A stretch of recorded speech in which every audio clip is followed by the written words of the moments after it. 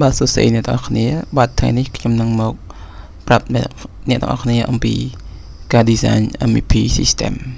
ថាតើ MEP system ហ្នឹងយើងធ្វើការទៅលើអ្វីខ្លះហើយយើងត្រូវរៀបចំ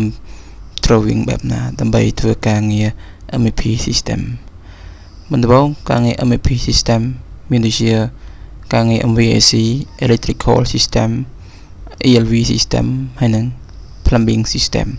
នៅក្នុង MVAC system គឺវាមានច្រើន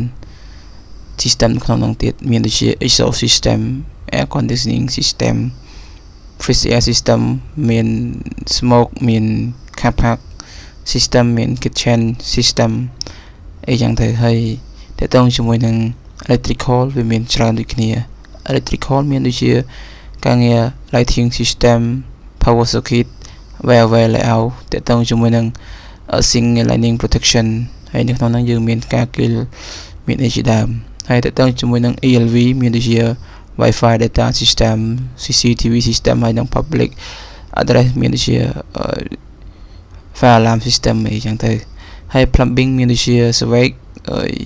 cool water storm water ហើយនិង firefighting system ពេលដែលយើងដឹង scope of work ដូចនៅខាងលើដែលខ្ញុំបានសូនៅលើ screen ខាងលើហ្នឹងហើយអញ្ចឹងតែយើងគួរតែដឹងថាអគាររបស់យើងឬក៏ building របស់យើងឬក៏ផ្ទះរបស់យើងហ្នឹងយើងត្រូវ apply system អ្វីចូលខ្លះនៅក្នុង building របស់យើងអញ្ចឹងមុននឹងឈានទៅដល់ការរៀបចំ drawing និងការ design proposal ឬក៏យើងថា tendering proposal ទៅខាង client ជាដំបូងយើងត្រូវ propose តាក់ទងជាមួយនឹង riser ទីតាំងរថយោទឹកដូចជា riser របស់ cable tray riser របស់ducting អីចឹងទៅ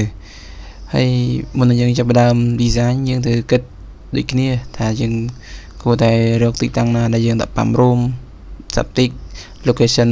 genset អីចឹងទៅពេលដែលយើងដឹងទីតាំងដែលយើងត្រូវដាក់ genset 5 room ហើយនិង septic យើងចាប់ផ្ដើមធ្វើ layout ទាំងអស់គ្នាអញ្ចឹងយើងចូលទៅធ្វើ layout ទាំងអស់គ្នាបាទអញ្ចឹងយើងចូលមកដល់ layout របស់យើងដែលយើងនឹងរៀបចំ layout នេះដើម្បីសិក្សា design ប្រព័ន្ធ MEP system ដែលយើងត្រូវ apply system MEP system ចូលទៅក្នុង apartment មួយហ្នឹងដែល apartment មួយហ្នឹងមាន12ជាន់នៅហ្នឹងមានដូចជាជាន់ G នៅហ្នឹងមានជាជាន់ G អ្នកនរគ្នានេះជាន់ G ហើយនេះជាន់ mezzanine ជាន់ទី1 first floor ជាន់ទី2 second floor ហើយមកជាន់ទី3ដល់ជាន់ទី12ហើយនិងជាន់ដំបូលអញ្ចឹងមុនដំបូងបងប្អូនទៅរៀបចំប្លង់ឲ្យស្អាតមុននឹងរៀបចំការងារ design ប្រព័ន្ធ MEP របស់យើងអញ្ចឹងបងប្អូនទៅ check មើលប្លង់ទាំងអស់ឲ្យគ្រប់ជ្រុងជ្រោយទាំងអស់មុនដំបូងខ្ញុំប្រើ Control A select ហើយមួយទៀតខ្ញុំប្រើ overkill ដើម្បីយើង overkill layer ណាដែលវាអត់ជាប់គ្នាអញ្ចឹងយើងវាយ command overkill ហើយយើង select tick ទាំងអស់មកពេលយើង select ទាំងអស់ទៅយើងចុច OK ទៅអ្វីដែលlayer ណាជាប់គ្នាវានឹងដាច់ហើយយើង view មួយទៀតយើង view តាក់ទងជាមួយនឹងតើមាន layer ណាដែលវាហោះអត់មានថាវាអត់នៅ level 0ណាវាហោះអញ្ចឹងពេលយើងគូហើយយើងគិតប្រមាណវាអាចខុសត្រង់ហ្នឹងដែរអញ្ចឹងនៅពេលហ្នឹងខ្ញុំ add in មួយដើម្បីប្លុកប្លង់ហ្នឹងទៅជា color 8អញ្ចឹងខ្ញុំមាន add in របស់ខ្ញុំហើយអញ្ចឹងពេលខ្ញុំវាយ AP គឺ app load ហ្នឹងគឺវាអត់មានទេនៅក្នុង Autodesk ហ្នឹង Autodesk 2025របស់ខ្ញុំហ្នឹងណាគឺវាអត់សូវទេអញ្ចឹងខ្ញុំទៅរក file ដែលខ្ញុំ store ទុក add in របស់ខ្ញុំដែលខ្ញុំបានពី search bar មកពី website អញ្ចឹងខ្ញុំរក្សាទុកអញ្ចឹងខ្ញុំចូលមក try ចូលមក try របស់ខ្ញុំហ្នឹងហើយខ្ញុំចូលទៅ K list ហ្នឹងអញ្ចឹងខ្ញុំ copy វាអញ្ចឹងខ្ញុំ copy folder ហ្នឹងយកទៅដាក់នៅក្នុង support file របស់ Autodesk 2025របស់ខ្ញុំអញ្ចឹងខ្ញុំ pass ហ្នឹងមកក្រោយមកគឺយើង continue file ហ្នឹងទៅពេលហើយយើង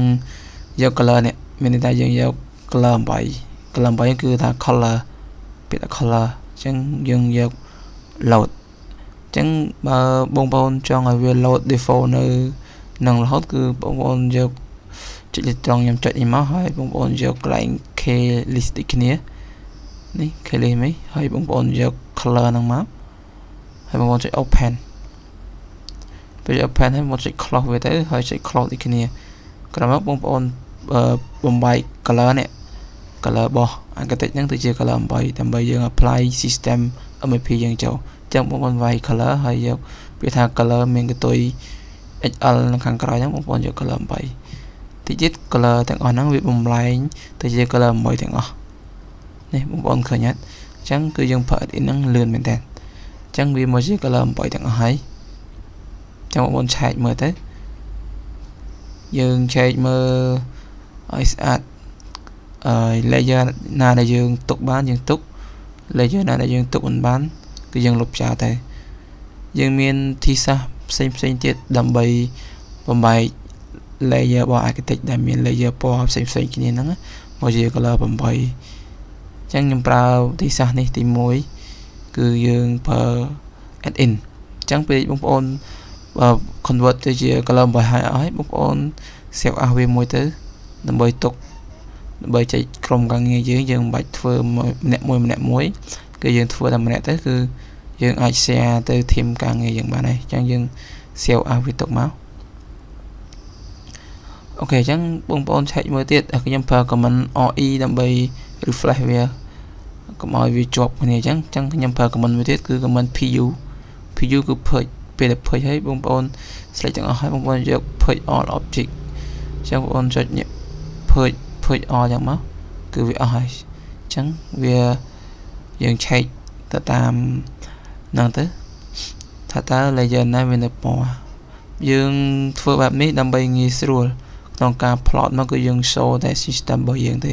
គឺ color 8គឺវាមិនសូវច្បាស់ទេបាទវីដេអូហ្នឹងគឺមានតែប៉ុណ្ណឹងសូមអរគុណជួបគ្នានៅវីដេអូក្រោយ